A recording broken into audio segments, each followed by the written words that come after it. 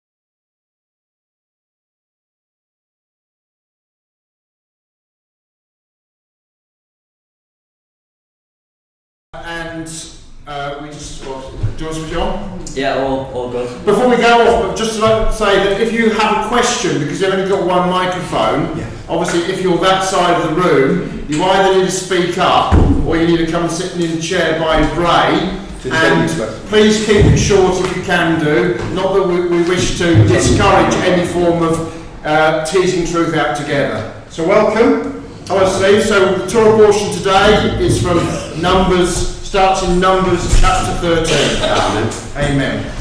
Hallelujah. Amen. Shabbat Shalom. Shabbat Shalom. Shabbat Shalom from Liverpool.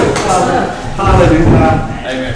As Joshua said, it's Numbers 13. Numbers, which is not really Numbers, it's Midbar, isn't it? Bar Midbar in the wilderness. In the wilderness, Bar Midbar, chapter 13. It's a great portion. It's a great portion. Just a word for next week though, for next week's portion actually. Next week, like we said, we're going to have the portion a bit earlier and then spend a lot more time at the end worshiping. Great tonight, all the psalms coming out. But next week, the portion's on Korah. It's called Korah. It's about Korah's rebellion. And the beautiful thing about it is when you go to the psalms, there's a load of psalms written by the sons of Korah. So there's a beautiful redemptive message in there. That even though Korah died in the rebellion, his sons didn't. He lived and went to write psalms. So next week, we always have Shabbat psalms, 90 to 99. But also, start looking at the sons of Korah. Those of you that want to read out Psalms next week, look at the sons of Korah Psalms, which are Psalms 45, 46, 47, 48, 49. I think it's Psalm 88 and 89. But you can find the titles, it's the ones that are written by the sons of Korah. It's about 9 of them, I think, something like that. So they're the Psalms that I'd just encourage to study and to read loud next week when we get into that. Sons of Korah Psalms, that's just for next week. Steve, we have the radio mic now. Oh, there's a radio mic to pass it on if people want it. Okay. If people want to ask questions or make comments. Because you just couldn't hear, you can't hear people on the thing when you're taking, it just doesn't come through the questions. So that's great.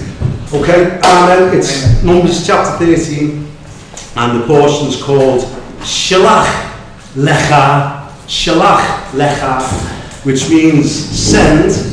Shalach, send, it's where the word apostle comes from. Shilach is the word for send, the apostles. And lecha, for yourself it is. Send for yourself. Which is a bit of a message in that God didn't need any spies to go in the land to see what it was going to be like. This was, when you read Deuteronomy chapter 1 is a good read because it's another way of looking at this portion, what Moses wrote down. And that was actually God was saying, go on then, send for yourself, because the people originated this plan, and it looks like they got together and said to Moses, let's send spies into the land. So Deuteronomy just gives you another little spin on how to read this. So it's send for yourself, let's just do a little bit of reading. Verse 1, and Yahuwah spoke to Moshe saying, send men to spy out the land of Canaan, which I am giving to the children of Israel. From each tribe of their fathers you shall send a man, every one a leader among them. So Moshe sent them from the wilderness of Paran. That's where we were last week, the wilderness of Paran, which is Ishmael's territory. This is where Ishmael went to live when he got sent out of the family home. He set up shop in the wilderness of Paran. So it's sort of a bit of a negative place, the wilderness of Paran. Ishmael always, we can see from Galatians 4, Ishmael represents bondage. That's what it says. Hagar represents Sinai, and Hagar's child was Ishmael, not the son of promise, the son of the flesh. So the wilderness of Paran is a bit of a flesh area. And we saw that last week, but we'll go back to that after. So Moshe sent them from the wilderness of Paran, according to the commandments of Yahuwah, all of them men who were heads of the children of Israel. Then it's going to go through the names and we'll get there in just a sec. But let's go back to verse 2. Send men to spy out the land of Canaan. The word spy out is an interesting word. It's the word to It's where we get tourism from. It's Tor, T-U-R in the Hebrew. And the first time we come across this word was last week in Numbers 10 verse 33. This is where we finished off last week, if you remember, Numbers 10:33. And it said, they departed from the mountain of Yah on a journey of 3 days. And the ark of the covenants of Yah went before them for 3 days' journey to search out, same word, search out a resting place for them. And we looked at that last week. It was powerful, wasn't it? The resting place when the ark came to rest on Mount Ararat, etc. So that's what this word is, to search out. And this is not a trip down memory lane this tonight. It's not a little trip down memory lane. Oh, what were they doing 3,500 years ago in the wilderness? That's like Justin asked last week, why do we do this? Why are we sitting here on the Sabbath reading the Torah? What are we doing here? And the answer last week that I gave was what Ray said, Acts 15, Acts 13. We can see that that's how the early disciples fellowshipped. They met on the Sabbath. They read from the Torah and the prophets. He didn't say, look and go, oh, I wrote a boss letter. My name's Paul. This is my letter to the Corinthians, read that. And Peter said, oh, that was a great lesson as well, read that. They didn't swap letters and read each other's letters. They read the Torah and the prophets. And then the letters is an explanation of what the Torah and the prophets is about. And we love the letters. We read the epistles all the time. But it's only explaining what the Torah is about. That's why we read the Torah. But let's read this from 1 Corinthians chapter 10. And this is another answer to your question. Why do we do this? It's because of what 1 Corinthians chapter 10 says. So just listen or make a note, or if you're going there, go there. But just listen, open your ears and hear what the word says. And this is not why I'm saying it's not a trip down memory lane. Not something to just do on a Friday night. It's something to do. This is why we do it. 1 Corinthians chapter 10. Moreover, brethren, I do not want you to be unaware that all our fathers were under the cloud, all passed through the sea, and were baptized into Moses in the cloud and in the sea. All ate the same spiritual food, all drank the same spiritual drink, for they drank of that spiritual rock that followed them, and that rock was the Messiah. That's when Moshe struck the rock and water gushed out of it. That was the Messiah. That's why Yeshua, at the Feast of Tabernacles, said, anyone who is thirsty, which should resonate with the children of Israel, were always thirsty, always crying out, we need drink, we need food. Anyone who's thirsty, Yeshua said, let him come to me, and out of his innermost being will flow rivers of life-giving water. And that's because the rock is the Messiah.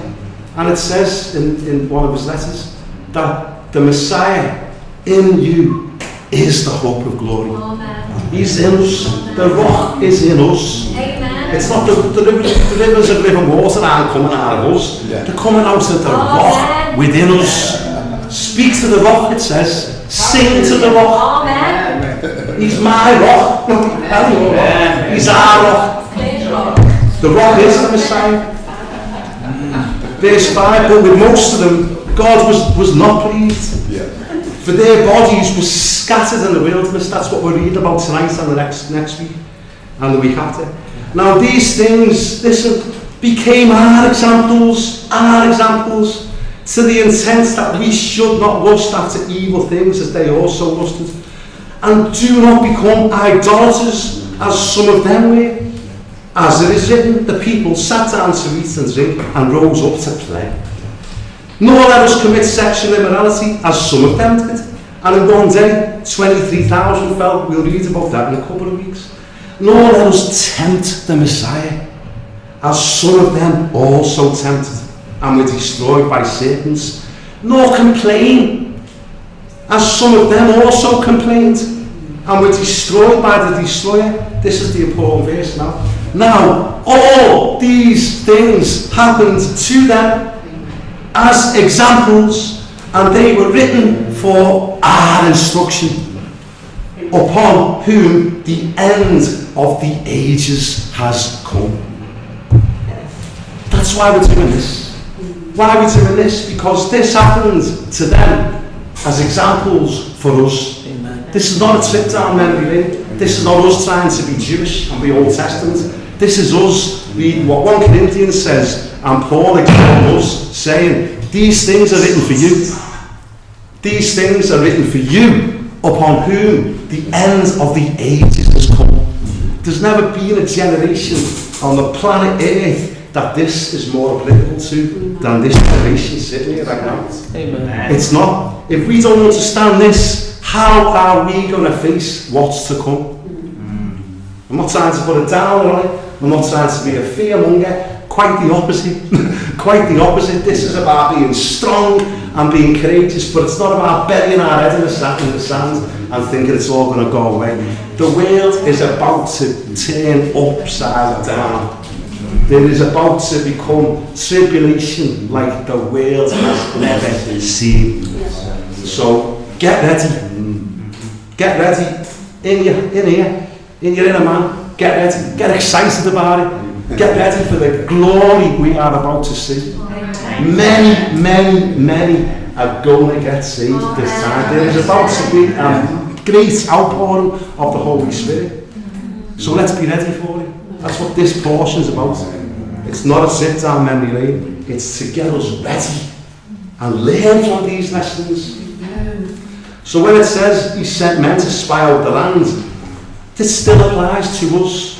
Like I read before from Numbers 10:33, there it was translated as that the ark went before them to search out a resting place for them. We'll look at this from Proverbs 25 verse 2. Proverbs 25 verse 2.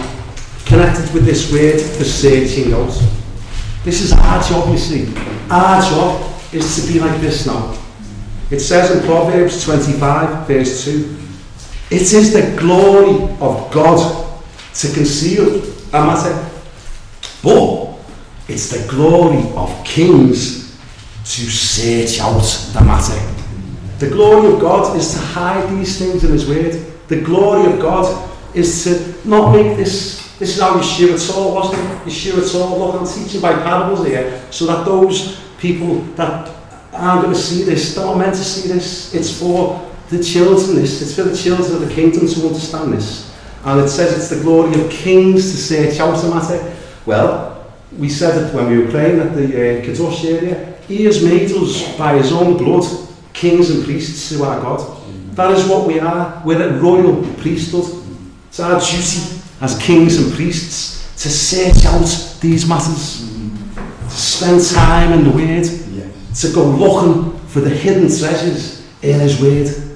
That's what we are. We're spies like that. People that seek out the truth. It's the glory of God to conceal the matter. The glory of kings is to search it out.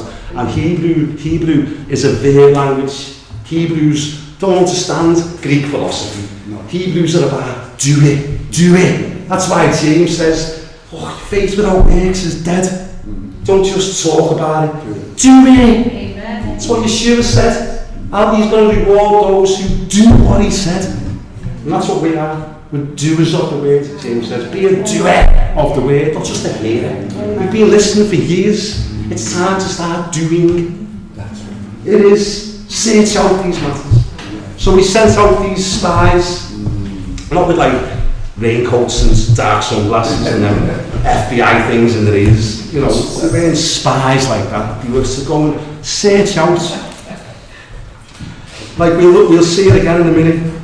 Let's just read verse 17. Then Moshe sent them to spy out the land of Canaan and said to them, go up this way into the south and go up into the mountains and see what the land is like. Again, this is covenant language. This isn't go and take a few photographs and make a few drawings and see what it's like. This is so much deeper. This is the word in Hebrew, ra'ah, R-A-A-H, ra'ah. Go and see, not with your natural eyes. Go and see with your spiritual eyes. Go into this land and consider this what it means. It means consider, understand, meditate about this. Meditate on what's previously happened in this land. Go in there and think about this land. Think about Abraham. crossing over the river Euphrates years ago because God told him to leave his land and go into a land that I will show you. Abraham obeyed. This is the covenant that we're part of. Abraham obeyed his voice. This is why the blessings have come down to us, because Abraham obeyed the voice of God. When he told him to cross over, he crossed over. That's what a Hebrew is. That's what the word Hebrew means. Abara means to cross over. A Hebrew is one who has crossed over from death to life. We are Hebrews. We are Hebrews. All of us that have crossed over from death to life are Hebrews. And so this is what this means. Go and see the land. Go and think about Abraham. Go and remember that Abraham met Melchizedek and he brought bread and wine out. Think about what these things mean. Remember Isaac, who was willing to be offered up as a sacrifice. And Abraham that was willing to offer his only son. And then remember that God intervened and he himself provided the ram. And it's that place to this day is called Jehovah Jireh. Jehovah Jireh. Jehovah Jireh. We used to call him Jehovah Jireh. Because he provides. All your spouses. Jehovah Jireh, my provider. But it's Jehovah Jireh because it says, because in this place it will be seen the Lord's provision. And that's what he's saying. Go into this land and see with your spiritual eyes. It's the same word, this see, as the word for seer, for a prophet, a seer. That's what Moses is asking him to do. See the promises of God that are in this land. This is God's HQ. This is where he's going to do everything. This is where the Messiah is going to be born. This is where the Messiah is going to walk around healing sick people, raising dead people. This is where the Messiah is going to lay down his life and his blood is going to be shed. That's what's going to happen in this land. And that's what Moses is saying. It's not go on a tour and go and have a little look. It's go and meditate and consider what this land's all about. That's what this is saying. And it's the land he will return to and rule from as well. Even better. Amen. You know, that's our hope. Amen.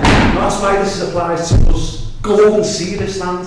You know, loads of you have been Jews going in a couple of weeks for a Jewish wedding. Hallelujah. Amen. Thank you, Father, for that time that Jews are going to have in Israel. Father, bless it, but bless the people of Israel through it. Father, above and beyond what we can ask or think or imagine, use that time that you has in the land, Father, to be such a blessing. Father, the Jewish wedding that he's going to, Father, thank you that we'll all soon be going to the Jewish wedding. Hallelujah. Hallelujah.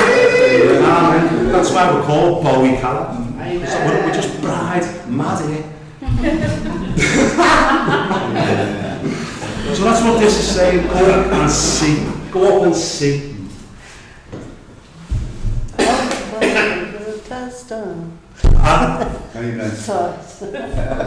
Give her a mic. Amen. That's what this is about. Go and see. Much beyond the natural. Go and really understand what this is about. That's what this mission is about. That's what Moshe is sending them out to do. So let's just backtrack a bit without going through all the names. Let's just look at the two obvious ones. Verse 6. From the tribe of Judah, Caleb was sent. And from the tribe, verse 8, of Ephraim, Hoshea, the son of Nun, not Nun, Nun, the son of Nun was sent. They're the ones we're going to focus on, because without spoiling the story, you all know it anyway, is that there's only going to be 2 of these 12 that come back with a good report. The rest of them are going to come back with a load of rubbish. But 2 of them will come back with a good report. And it's so important to see who these 2 are. From the tribe of Judah, Caleb in Hebrew. From the tribe of Ephraim, which was Joseph, wasn't it? Hoshea. So automatically, straight away here, you've got 2 great pictures of the Messiah. Because we know, don't we, that the Messiah is going to have 2 comings. His first coming was going to be as the suffering servant, and that is the Messiah, son of Joseph. And that's represented tonight by his namesake, Hoshea, from the tribe of Ephraim. Hoshea, the son of Nun. What you read out tonight, Marion, sorry, what you sang beautifully tonight, it was lovely hearing everyone join it. Yeah. As when you read it, it was from Psalm 119, and that's split into like 22 sections, and each one's got a letter of the alphabet, and the letter that was from was Nun. So appropriate. It was the letter Nun. Wow. Yeah, so appropriate. And I was saying this last night, I'm not going out of my way to learn the Hebrew language in that way. I'm not trying to study the numerical system of it. I'm just starting to see things, just bit by bit. And this is what I've seen this week. Joshua, the son of Nun. Nun, as I just said, it's the 14th letter. It's the 14th letter in the Hebrew alphabet. And the number 14 is so important because when we do the genealogy in Matthew, this is how Matthew sets out the genealogy of like there was 14 generations from Adam until David, 14 generations from David to the captivity, and 14 generations from the captivity until the Messiah. Well, the number 14, what else does that mean? Well, the number 4 is the letter D. It's like Aleph, Beit, Gimel, Dalet, D is 4, Vav is 6, and 4 is D. What I'm trying to say is 14 is 4, 6, 4. It's David. David. That's what it means. So Joshua, the son of Nun, is automatically put just like through the line here that this is also David. David, because the Messiah is the son of David. The Messianic line comes through David. So there's just a bit of that Hebrew stuff going on there. The other thing I want to say is about Caleb. Caleb, he's from the tribe of Judah, which is the other messianic understanding that we've got, that Yeshua is not going to just come once, he's going to come twice. The first time as the son of Joseph, the second time as the son of David, the conquering king. That's the two comings of Yeshua, and it's these two spies that start to show us this the way it's going to be. There's going to be two comings of the Messiah. 10 of them will just have a bad report, and even that will be reflected in the future history of Israel, that the nation will be split only into 2 and 10, and the 10 negative report spies, they will end up representing the 10 northern tribes who will be going to captivity and be scattered throughout the earth as it is this day. But God turns all things around for good. He knew this, they're getting regathered now. We're witnesses to this. Not one of the generation has witnessed what we're witnessing. It's so amazing. When the 12 went out, where it was 40 days that they were out, after 40 days. Yes, it is. It is. And it's like, 40 is a big... Yes. Amen. It's not a surprise that this will be the end of the line for this generation. The 40 days, and it's how Yeshua starts his ministry with 40 days in the wilderness. That's how he starts his ministry. He comes out after 40 days, and behold the Lamb of God. So how they end their ministry, if you like, that's how Yeshua starts his ministry in the wilderness. I'm not sure about this. Was Caleb adopted into the tribe? It seems like, because he's a Kenite, isn't he, or a Kenizite? Kenite, is he? It's a picture of the one new man as well, isn't it? Perfect. Because it's Jew and Gentile here. Yeah. You know, Caleb, his name means dog, and you know, it's a picture of the Gentile nations. Even Yeshua referred to the woman who had a daughter who was demon possessed as, you know, a dog. Yes. Because that's the way the Hebrews thinking it was of the nations, that they were dogs in their belief system, in their idol worship. So, but this is a picture of the one new man. It's a picture of Jew and Gentile coming out with a good report and joining together. They're the only two that go into the promised land. Amen. I'm going to come to that now. So thanks for that, both of you. That's brilliant. You know, this is what this is about. Everyone's chipping in. It's great. So let's just read this verse and then we'll go back to that then. Look at verse 16. These are the names of the men which Moshe sent out to spy out the land. And Moshe called Hoshea, the son of Nun, Yehoshua. Hoshea gets his name changed now. Hoshea means salvation. That's what Hoshea means, salvation.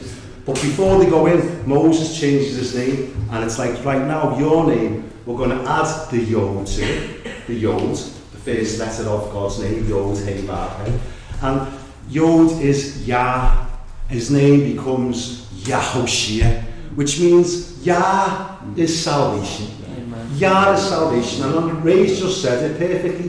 What's Caleb mean? Caleb means dog. So what's these two represent?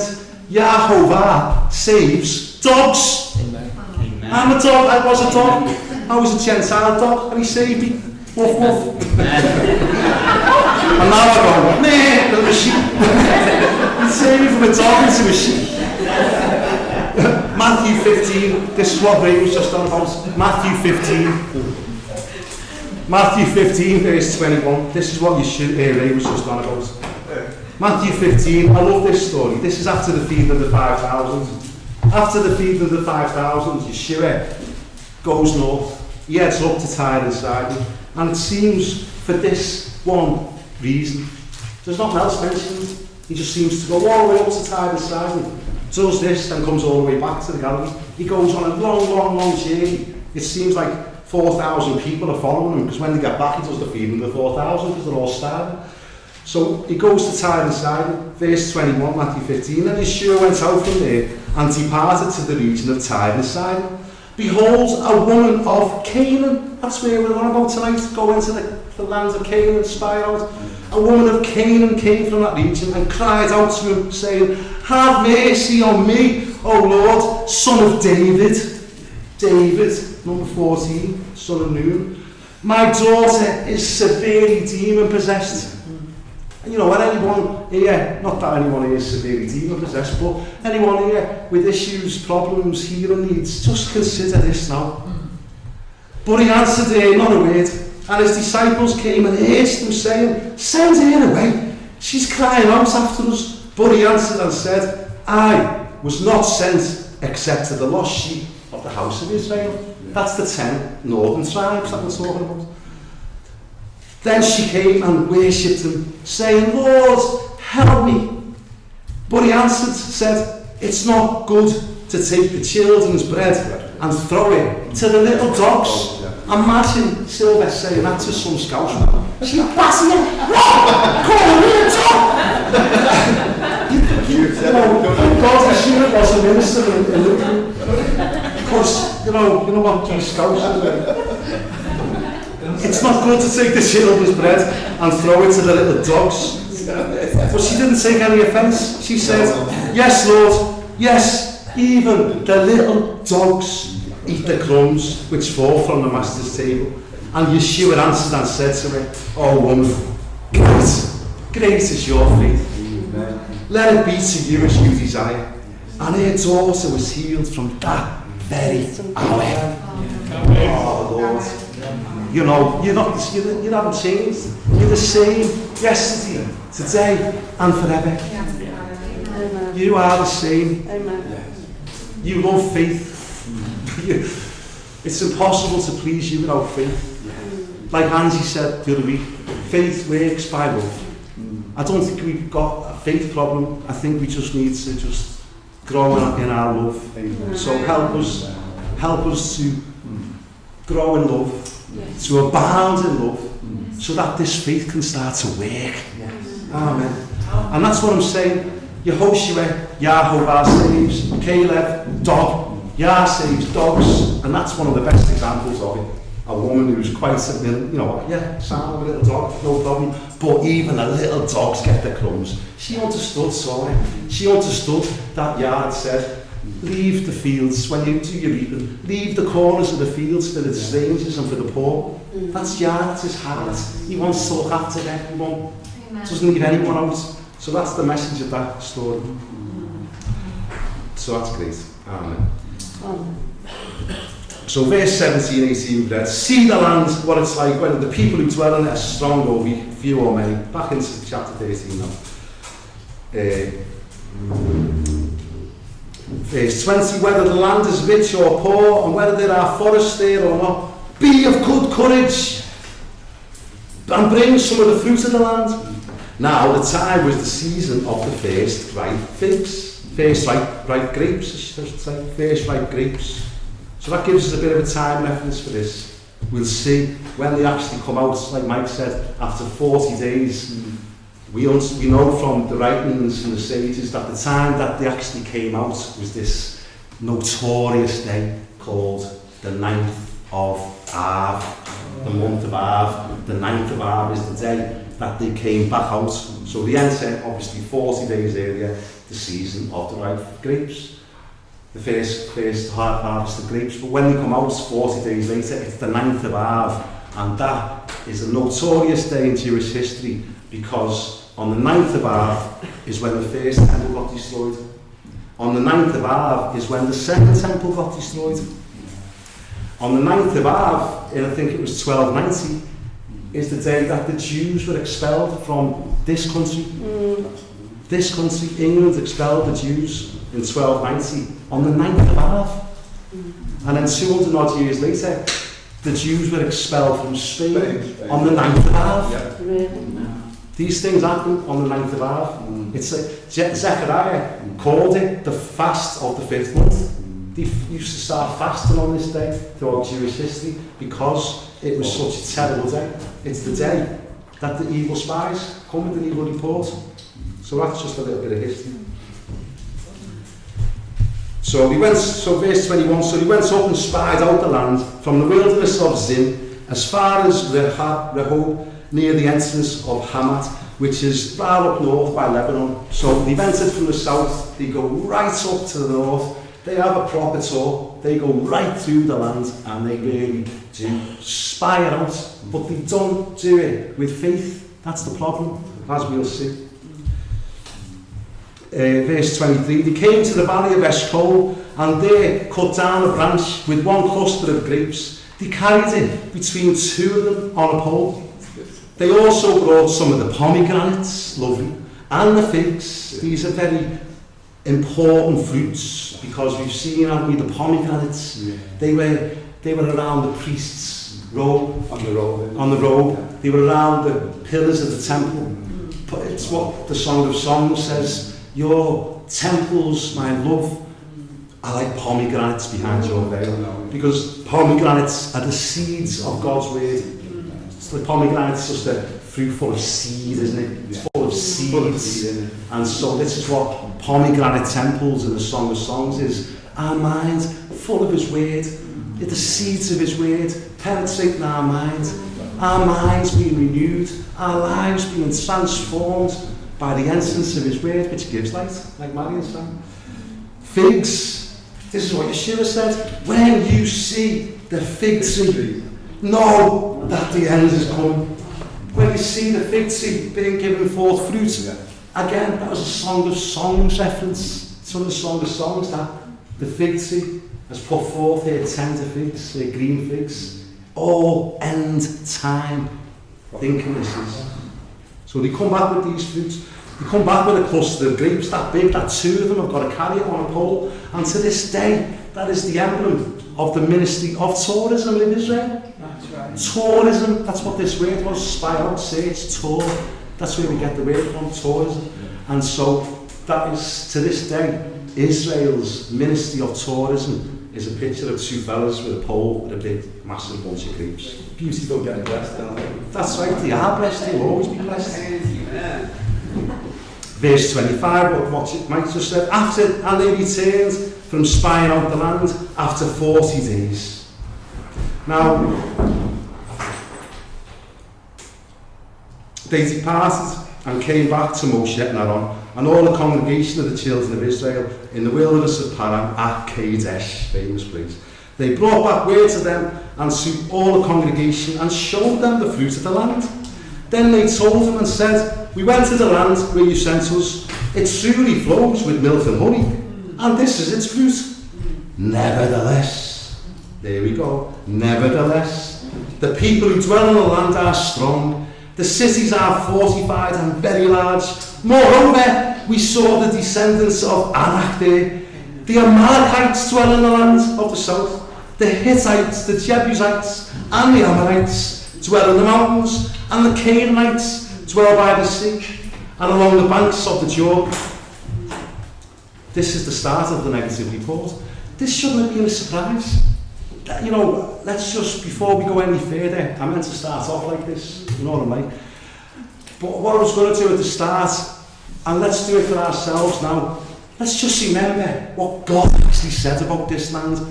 Wait, well, you know, a year ago, it's only a year ago, you know, this is only in the 2nd year since they came out of Egypt. And before they even came out of Egypt, in Exodus chapter 3, Yah had said this. Exodus chapter 3, Yah spoke to Moshe. This is the famous one, out the burning bush. And Yah had said, Exodus chapter 3, Yah said, verse 8, I have come down to deliver them out of the land of the Egyptians, and to bring them up from that land to a good, a large land, to a land flowing with milk and honey, to the place of the Canaanites, and the Hittites, and the Amorites, and the Perizzites, and the Hivites, and the Jebusites. It's not like God didn't know this. He knew who was there. He'd already told them who was in the land. He told them what to expect. But look what he said in Exodus chapter 33.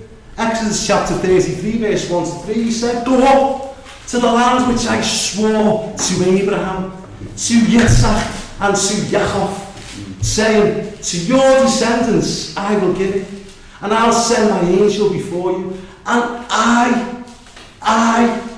Yahovah, the creator of the universe, I will drive out the Canaanites, and the Amorites, and the Hittites, and the Perizzites, and the Hivites, and the Jebusites. I'm going to drive them out. Go up to a land flowing with milk and honey. These were the instructions that God had already given us. That's what they should have been doing before they went to the land. They should have been going, all right, before we go, let's calm down. Let's think about this now. What has God said about this land? Let's not go and see with our natural eyes, because we're going to get scared. Let's think about what God said about this.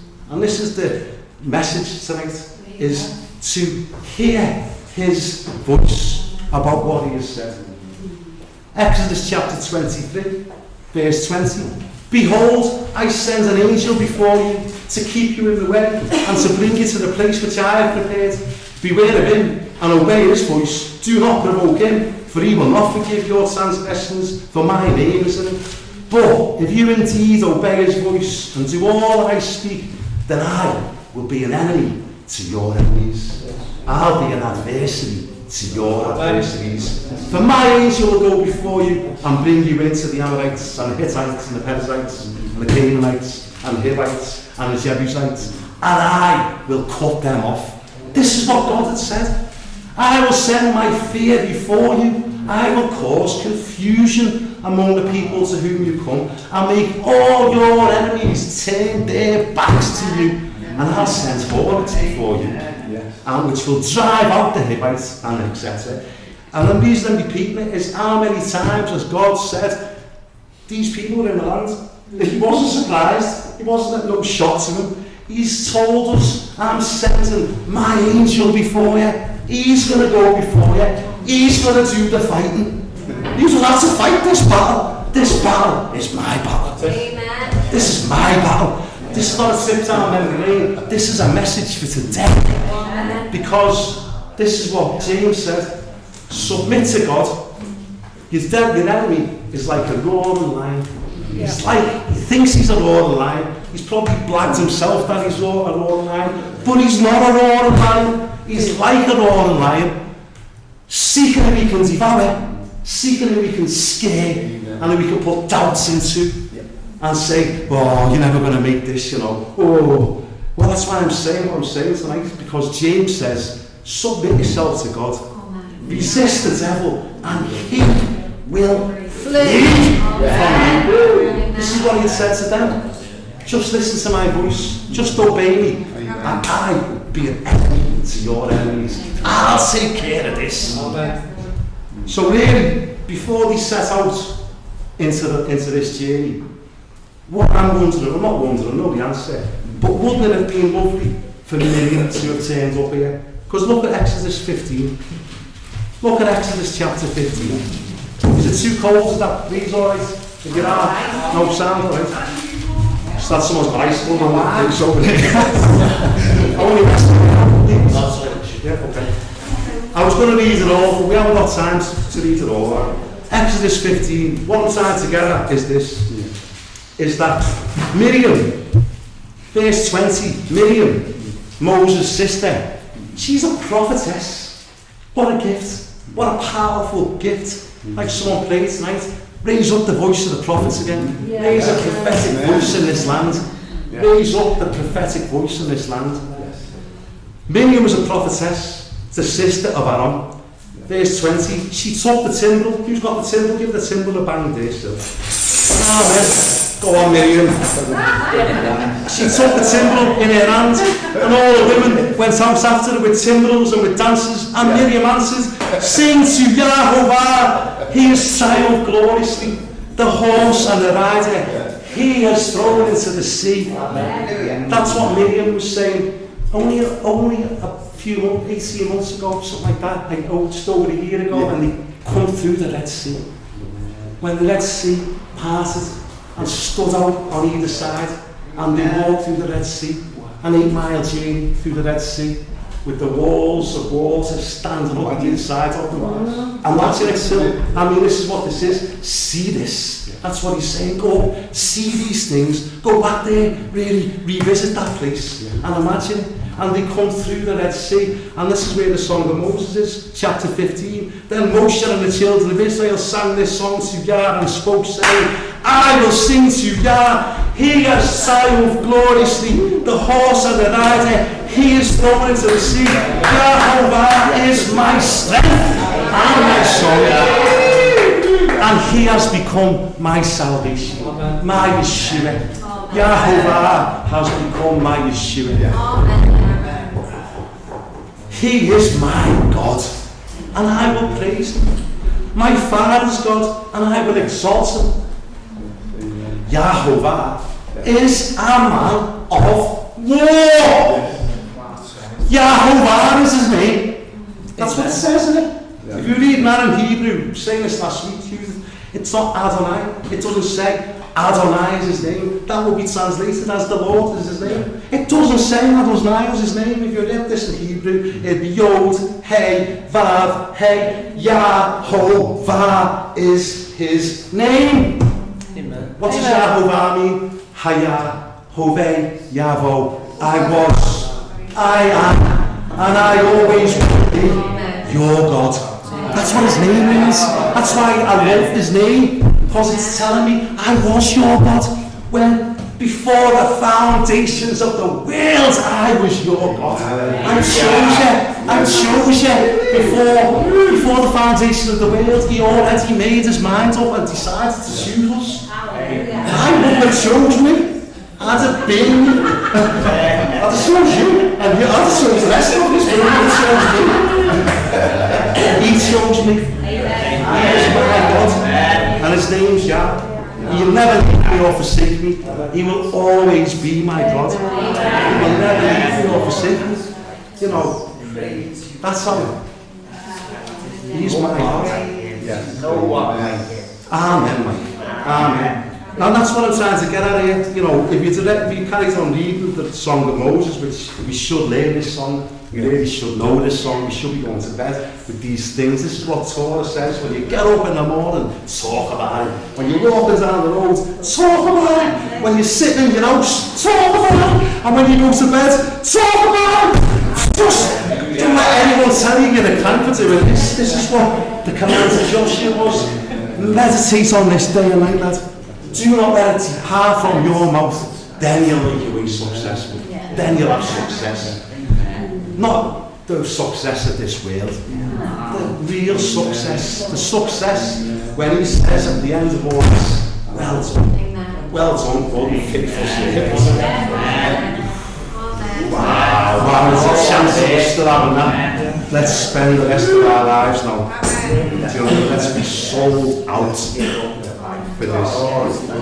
And that's what the Song of Moses, this song, and that's what I'm saying. Right before they went into the land, where's Miriam? Where is Miriam and her tambourine when you need her? She should have been there. Oh, there's my son, tambourine, man! Sing to the Lord, you son! But where is she? Where is she? Well, that was last week's portion, which we didn't get to finish, wasn't it? Well, last week's portion, if we'd finished it, but we're all reading ourselves anyway, so we'll notice, is that last week the complaining started, didn't it? Yeah. The people were complaining. Yeah. What were they doing? Moaning about manna. Man, yeah. This miraculous provision from heaven. They were moaning about it. And Yeshua said, God didn't give you the manna. Moses didn't give you the manna, I should say. God gave you the manna.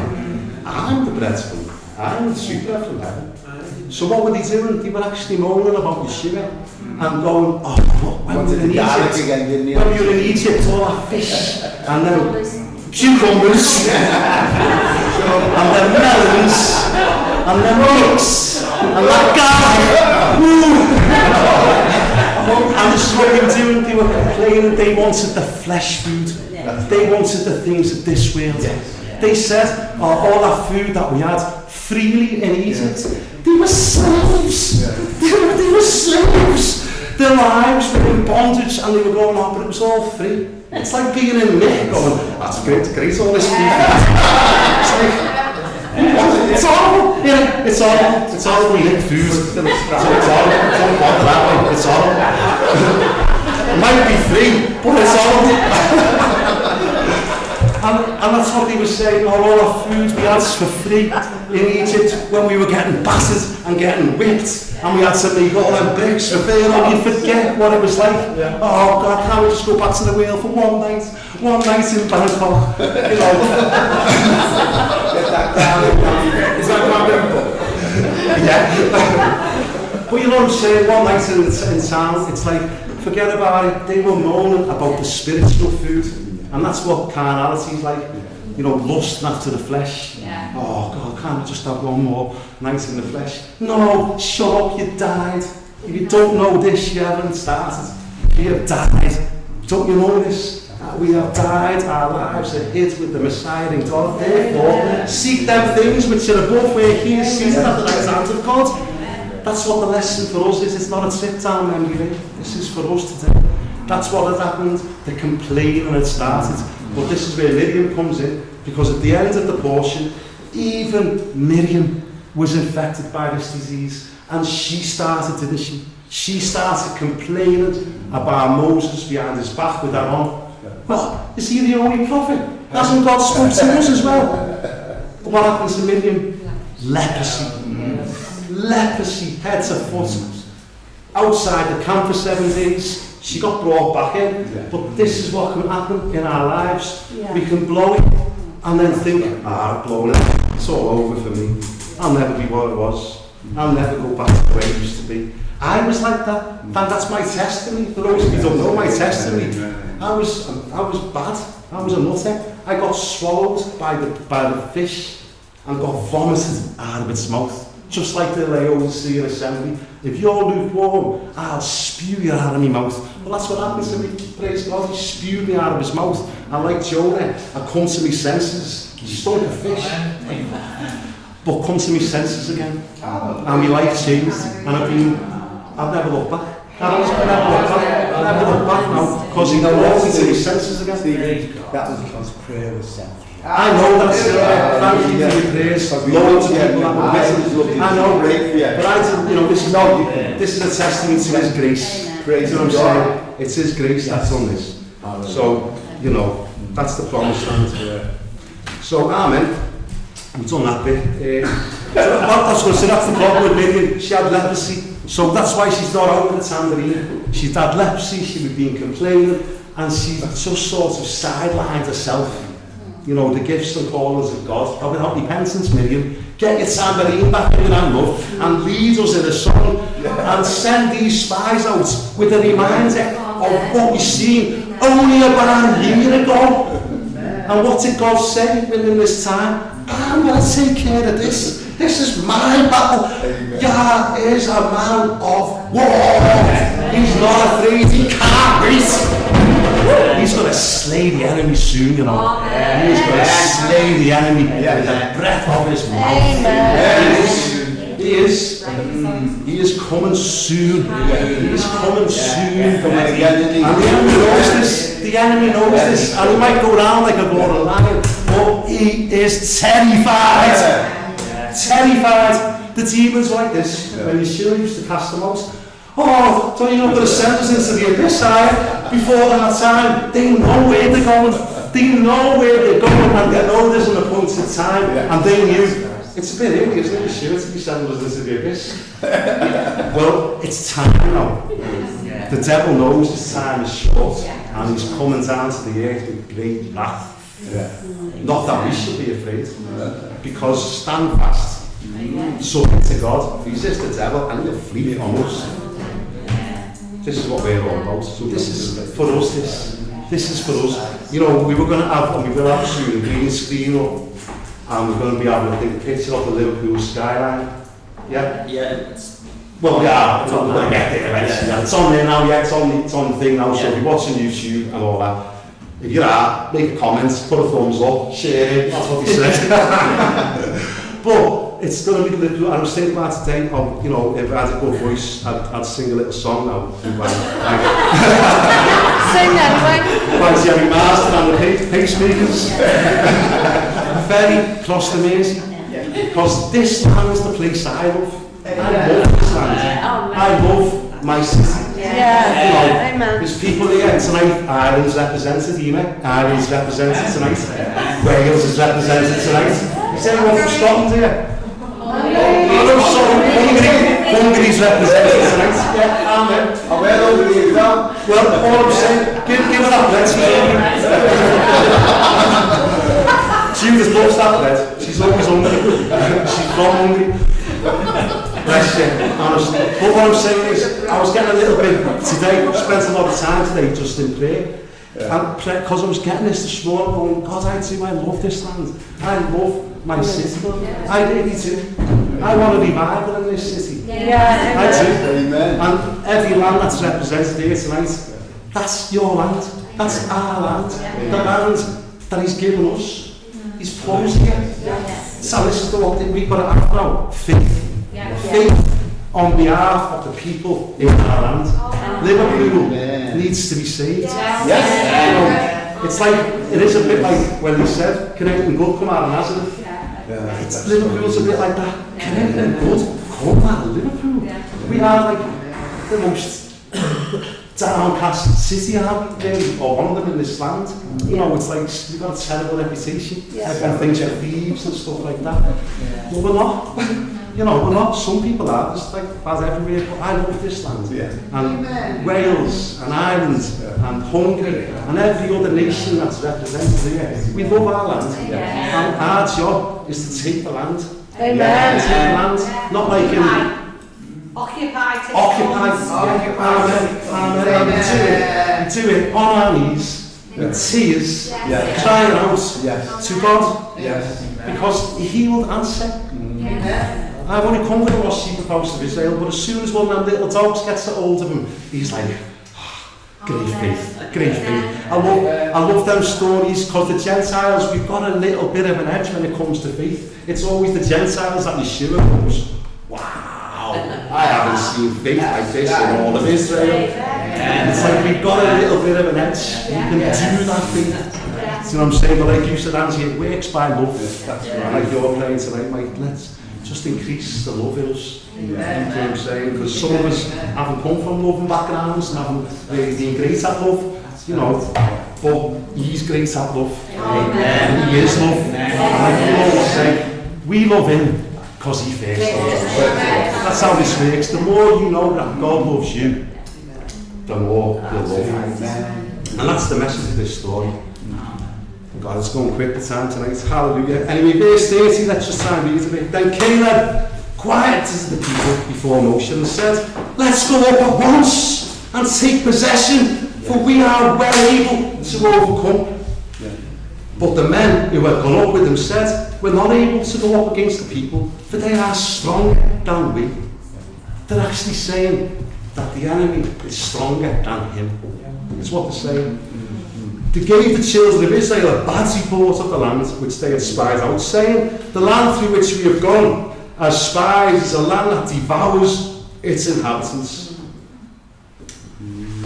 All the people who we saw in it are men of great stature. There we saw the giants, the descendants of Anak came from the giants, and we were like grasshoppers in our own sight, and so we were in their sight. As a man thinks in his heart, so is he. You think you're a grasshopper, you probably start acting like a grasshopper, whatever they act like. But, you know. Let's just read, because we haven't got much time left, but I want to try and get a little bit of the new, you know, the Hebrews 3. I want to just read some of Hebrews 3 out. And encourage you to go away and read all of Hebrews 3 and 4, because this will summarise the message. So we just heard the bad report. We know from 1 Corinthians that this happened and was written down for us, for our instruction, upon whom the end of the ages has come. This was written for us. Yes. Jonathan read out Psalm 95 tonight. Psalm 95 is, that's what I love, Psalm 95. It's in Hebrews 3. It's the context of Hebrews 3 and 4, which is, today, if you hear his voice, don't be like them. Yeah. Do not be like they were. So I love it. So that's Hebrews 3, got to verse 7 to 11. So we know what that said. Jonathan's already read that out earlier. Verse 12 says, beware, brethren, lest there be in any of you an evil heart of unbelief in departing from the living God, but exhort one another daily, while it's called today. This is the language of faith, not tomorrow. Not tomorrow. Yeshua said, don't worry about tomorrow. Don't worry about what you're going to wear, what you're going to eat, what you're going to drink. Your Father already knows about them things. Don't worry about them. Forget about yesterday. Yesterday's gone. Nothing you can do about it. Forget about it. Today, if you hear his voice, now is the day of salvation. Today is the time to hear his voice. Exhort one another daily, while it's still called today, lest any of you be hardened through the deceitfulness of sin. For we have become partakers of the Messiah, if we hold the beginning of our confidence steadfast to the end. While it said, today, if you shema his voice, don't harden your heart like they did in the rebellion. For who, having heard, rebelled? Indeed, was it not all who came out of Egypt led by Moses? Now with whom was he angry for 40 years? Was it not with those who sinned, whose corpses fell in the wilderness? And to whom did he swear that they would not enter his rest? But to those who did not obey, which is Shema, to those who didn't hear his voice. So we see, they could not enter because of unbelief. That's what this is about. This is a faith message of, if you hear his voice, you will have faith, because faith comes by hearing, and hearing by the word of God. Amen. Faith will come naturally when we're in the word. It will work because of love. We're on the road that we are going to see miracles in this place. We just are, even though that's not a faith confession. Well, it is. But I mean, for me, and a few people that I've been speaking to are sensing this. We are going to start to see the power of God. It's not hype. It's not hype. It's not a hype artist. I wouldn't say it if I didn't mean it. And I'm praying for it. And I desire it to see these gifts. You know what I'm saying? And when we're ready, maybe some things in us have got to be dealt with. You know what I'm saying? But, amen. Verse chapter 4 of Hebrews, therefore, since a promise remains of entering his rest, let us fear lest any of you seem to have come short of it. For indeed the gospel was preached to us as well as to them. The gospel was preached to them. But the word which they heard did not profit them, not being mixed with faith in those who have heard it. For we who have believed do enter that rest. See what I'm trying to get at here? Yes? So, that's why I just wanted to get that in at some point. It's important here. And this story we're reading about tonight is a story of faith versus doubt and unbelief. They went in, they saw with the natural eyes, and they were terrified. Joshua and Caleb went in and they saw with their spiritual eyes. And they heard the promises of God. Caleb was like, come on, we can smash this. We've got the promises of God. He remembered the song of Moshe. He remembered walking through the sea. It was only a year ago. He remembered the Passover. He remembered what God said he was going to do. He had faith. It was faith. Chapter 14. So all the congregation lifted up their voices and cried, and the people wept that night, just like we were the other week when they wanted the cucumbers. And all the children of Israel complained against Moshe and Aaron, and the whole congregation said to them, if only, this is a disaster, if only we had died in Egypt, or if we had died in the wilderness. Why has Yah brought us out to this land to fall by the sword, that our wives and children should become victims? Wouldn't it have been better for us to return to Egypt? This is the way, our flesh is like this sometimes. Our flesh tries and on with us, just tell it to shut up, because this is what the flesh sounds like. Oh, wouldn't it have been better if it never got saved? Oh, shut up. Shut up. Me? That's all I'm saying. Shut up. Because I was great when we were on the road. It's like, my flesh does my head in. You know what I mean? That's why I don't listen to it. Stephen, parallel here with Brexit, that people say that and the Remainers saying, that if we leave, you're going to miss all the good. You know what I mean? It's a similar situation. It's always that way. Yes. But what I'm saying is here, he delivered them through Passover, which was a picture of the Messiah himself dying for us. Yes. And they're saying, he hates us. He's brought us out here to kill us. Yes. Why did he bring us here? He hates us. You see that a bit more, you've seen that in the past. I would recommend reading Psalm 78. Read Psalm 78. It's God's commentary on this.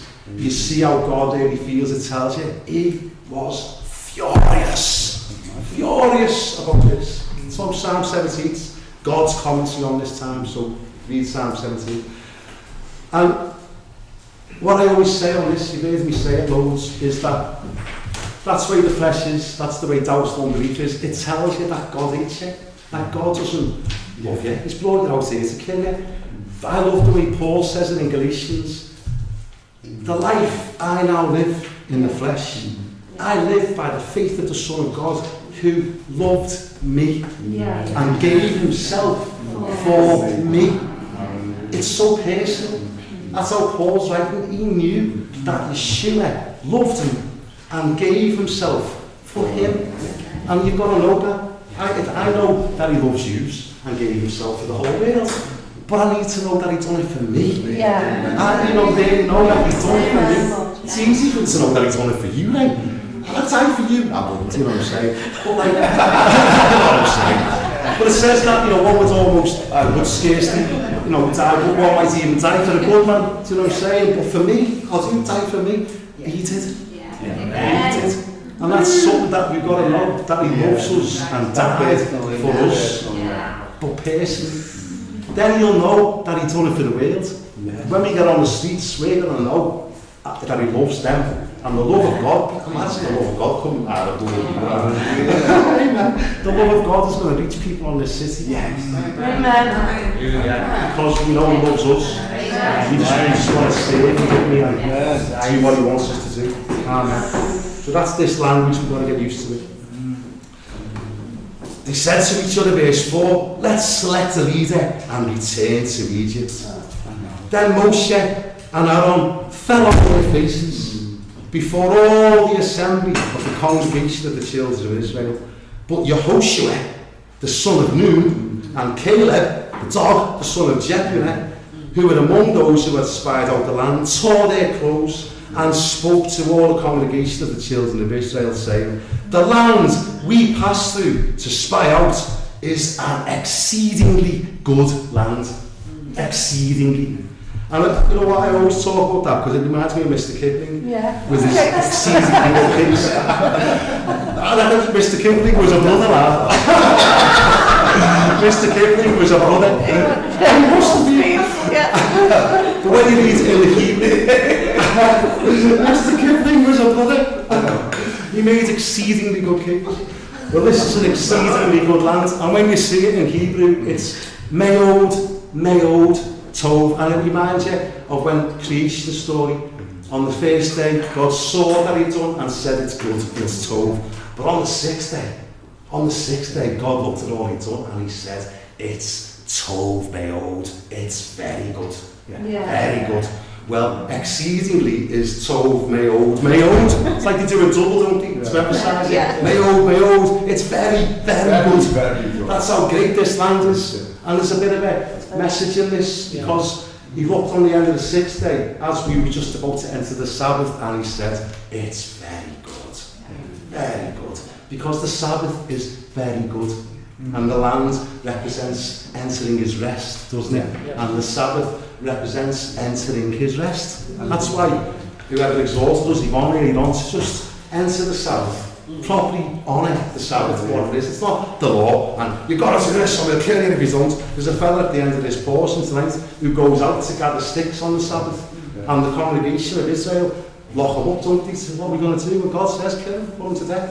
He's broke the Torah, he's broke the law, stone, put him to death, because he was breaking the Sabbath by collecting sticks. Now we're not saying that we're going to stone anyone for breaking the Sabbath. Well, of course we're not. Yeshua's being cut off for us. Yeshua's paid the death penalty. We're not going to kill anyone for breaking the Sabbath. But you'll miss out on a great blessing.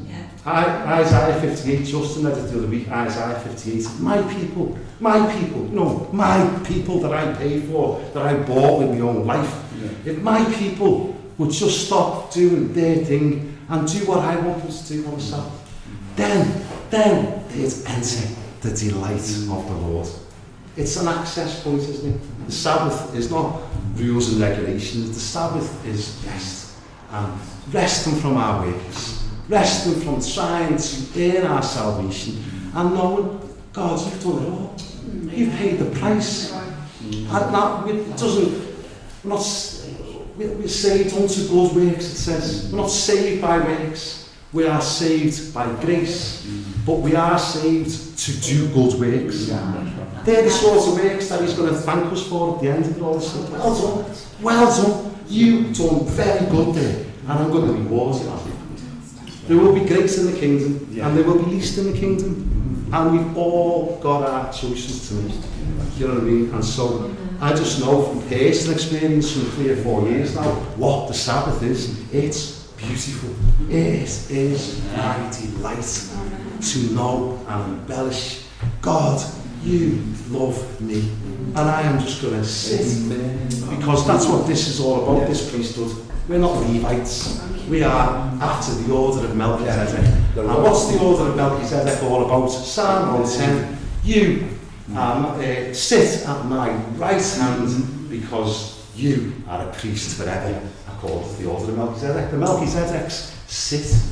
We sit because it's a position of rest. And when he says get up and go, we get up and go. But it's because we were sitting down to hear his voice in the first place. Right, I've blown it as usual and already I've run out of time, so just need to try and wrap it up, get to a place where we can finish off. Is that okay? So we come to, Joshua was saying this is a very, very good land. If Yahovah delights in us, which he does, he delights in us because he said, this is my son in whom I'm well pleased, and we're in the Messiah. If he delights in us, then he will bring us into this land and give it to us, a land which flows with milk and honey. Only do not rebel against Yah, nor fear the people of the land, for they are our bread. Their protection has departed from them, and Yah is with us. Like Emmanuel, that's what his name is, isn't it? Yeshua's name is also Emmanuel. God is with us. He'll never leave us or forsake us. We can do this. We can take this land. Not through hype, not through the programs that the church has come up with from time to time. We can do it in him. Doing it his way. His way. This And the congregation said to stone them with stones. Now the glory of Yahovah appeared in the tabernacle of meeting before all the children of Israel. We know that it tells us in Hebrews that Yeshua is the glory of God. He is the express image of his glory. So what happens next is Moshe intercedes for the people. We've seen this before. He's done this once before when Yah was going to wipe them out. And he said, no, don't do this. Don't wipe them out. And he's going to say it again now. Don't wipe them all out, because then the Egyptians and the people of the land will say, oh, God wasn't able to do what he said, so he's killed them all. So Moses says in verse 15, now if you shall kill these people as one man, then the nations will have heard of your fame, who have heard of your fame will speak, saying, because Yah was not able to bring his people to the land which he swore to give them, therefore he killed them in the wilderness. So what he's saying is there, don't wipe them out in one go. Not in one go, because that, that'll just end the story and the bad reports will get back. So what we end up seeing here, just to finish off right now, is that Yah says now, you know the story, you've read it yourselves, but none of this generation now, none of that generation that rebelled against me, that did no to my word, none of them are going to enter the promised land. All of them are going to die in this land. And so that starts now the next 38 years now. 38 years of wandering round and round and going nowhere, like real nowhere, man, like the Beatles. They were real nowhere men. They had nowhere to go. They were wandering around. They were under death sentence. They were going to die in the wilderness, and it was going to take 38 years, which is what we were talking about at Shabbat the other week, wasn't it? When Yeshua healed a lame man who had been lame for 38 years, he was putting it all back. Yeah. It's like, right, you're healed now. You're lame, you're being healed now of that 38-year wandering around the wilderness. That's what he put an end to that, because he is our rest. He can enter his rest through the Messiah. So that's what happened.